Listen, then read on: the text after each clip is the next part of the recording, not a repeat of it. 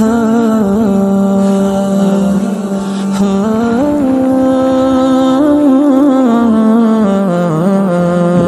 الرحمن الرحیم.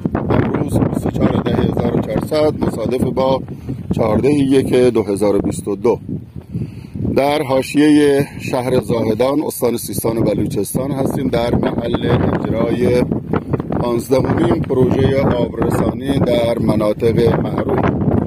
پروژه را که مشاهده می‌فرمایید شامل حفر چاه و 6 کیلومتر لوله گذاری و راه اندازی و احداث یک مخزن آب و انشاء و کشیدن چندین شیر به عنوان انشاء آب تا مردم از اونها استفاده بکنند.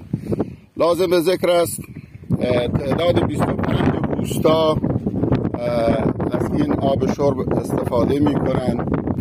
آبی که در این منطقه هست آبی است کاملا آلوده. چای قنات مایه چشمه قنات از اینجا رد میشه، اونم استخرشه رسوبی که میگیره این رسوب داخل قنات ما که درست میشه و آبی که ما داریم این رسوب میبنده که قابل خوردن نیست، که گوگر داره متاسفانه و غیر قابل شربه و همه مردم اینجا بالاتفاق متاسفانه مبتلا به عفونت‌های روده‌ای و کلیوی هستند که با حفر این چاه الحمدلله از آب شرب سالم برخوردار شدند و دیگر انشاءالله اون مشکلات رو نداشته باشند.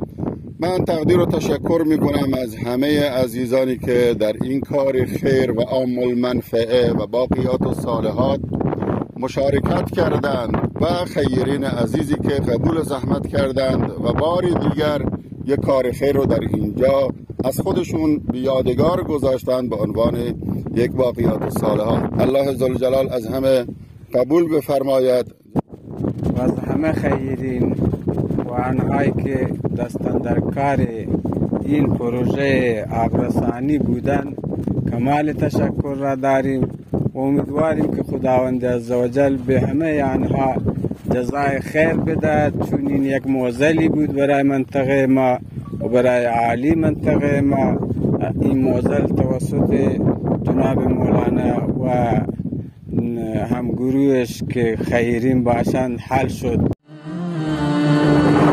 لو أنطرت ذهبا من بعد ما ذهبا لا شيء يعدل في هذا الوجود أبا ما زال في جبهتي من عطر قبلته ما زال يطعمني التفاح والعنبا ما زلت في حجره طفلا يلاعبني تزداد بسمته لي كلما تعبا لم يحن ظهر أبي ما كان يحمله لكن ليحملني.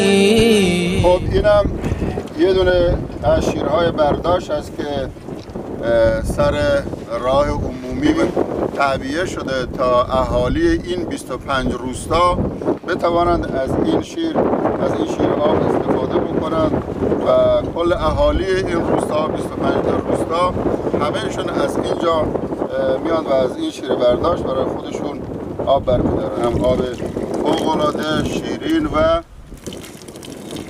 ماشاءالله.